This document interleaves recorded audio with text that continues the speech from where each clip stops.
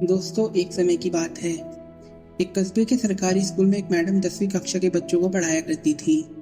Madam की उम्र काफी हो चुकी थी, लेकिन उन्होंने अब तक शादी नहीं की थी।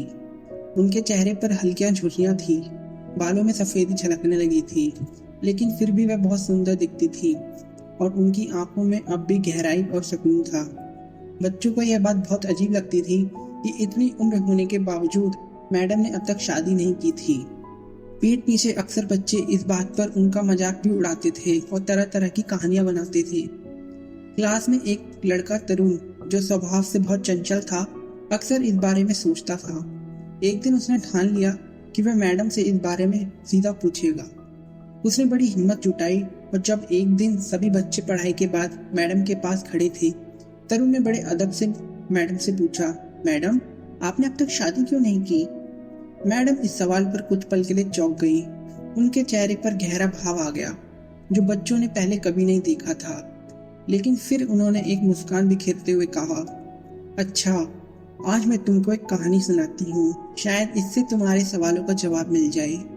मैडम ने अपनी कहानी शुरू की। एक गांव में एक औरत रहती थी। उसकी 5 बेटियां थीं।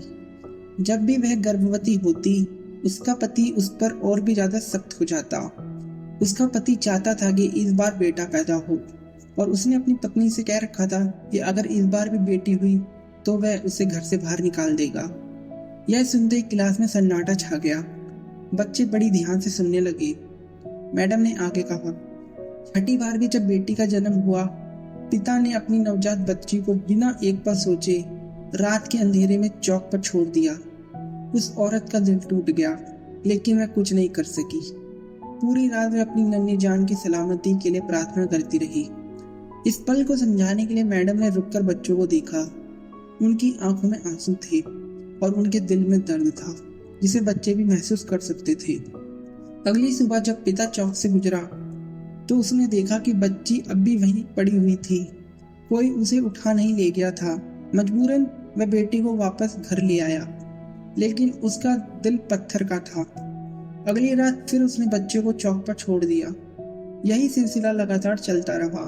हर रात वह बच्ची को छोड़ आता और हर सुबह उसे वापस लाना पड़ता। आखिरकार वह थक गया और भगवान की मर्जी को मान लिया। बच्चों के चेहरे पर गहरी सोच झलक रही थी। वे मैडम की बातों में खो गए थे। 1 साल बाद माँ फिर से गर्भवती हुई। इधर एक बेटे का जन्म हुआ। उस बेटे का जन्म बड़ी धूमधाम से किया गया, लेकिन उसके कुछ ही दिनों बाद उनकी एक बेटी का निधन हो गया। उस औरत के दिल पर एक और घाव लग गया, लेकिन उसकी जिंदगी में अभी और भी दर्द बाकी था। धीरे धीरे वह 5 बार गर्भवती हुई और 5 बेटों को जन्म दिया, लेकिन हर बार एक बेटी इस दुनिया से चली जाती थी। मैडम ने गहरी सांस ली। उनकी आवाज में कंपन था, जो बच्चों के दिलों तक पहुंच रहा था। सिर्फ एक बेटी बची और वह वही थी जिसे पिता बिना सोचे समझे रात के अंधेरे में शहर के चौक पर छोड़ना चाहा था। माँ भी आखिरकार इस दुनिया से चली गई और अब वह बच्ची और उसके 5 भाई बड़े हो गए। पिता बुढ़ापे के कारण बीमार रहने लगे। पिता ने जब अपनी संपत्ति का बंटवारा बेटों में कर दिया तो उसके बाद से कोई बेटा उनका हालचाल भी पूछने नहीं आया। लेकिन उस बच्ची की जिंदगी में एक और बड़ी जिम्मेदारी थी। उसके पिता अपने हाथों से खाना भी नहीं खा सकते थे और वह बीमार होने लगे थे। उन्हें सेवा देने के लिए और कोई नहीं था। वही बेटी जिसे उन्होंने कभी अपनाना नहीं चाहता, अब उनकी देखभाल कर रही थी। बच्चों के चेहरे पर दुख और संवेदनाओं के भाव थे। मैडम ने हल्की आवाज में पूछा, क्या तुम जानते हो कि वह बेटी कौन थी जो जीवित बची? मैडम की आवाज धीमी और भावुक हो गई। वह मैं हूँ।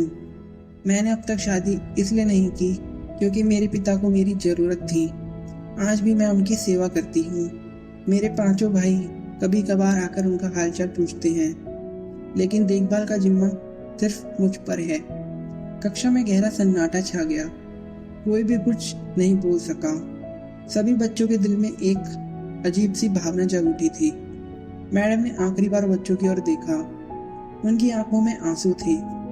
पिता हमेशा रोते हुए मुझसे कहते हैं, मेरी प्यारी बेटी, मुझे माफ कर दे जो मैंने तेरे साथ बचपन में किया।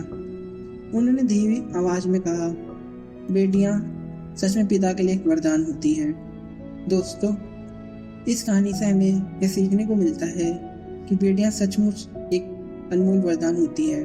कभी भी उनकी अहमियत को कम ना आके, क्योंकि वे न केवल परिवार की ताकत होती हैं बल्कि जीवन की कठिन समय में सबसे बड़ा सहारा भी बनती हैं। दोस्तों, अगर आपको इस कहानी से प्रेरणा मिली है और आप भी बेटियों के महत्व को समझते हैं तो कृपया इस वीडियो को लाइक करें और ऐसे ही और दिल छू लेने वाली कहानियों को सुनने के लिए हमारे चैनल को सब्सक्राइब करें और बेल आइकन दबाना ना भूलें, ताकि आप कोई भी प्रेरणादायक कहानी मिस ना करें। मैं मिलता हूँ आपसे अगली बार एक और ऐसी ही मोटिवेशनल कहानी के साथ। तब तक अपना और अपनों का ख्याल रखें। धन्यवाद।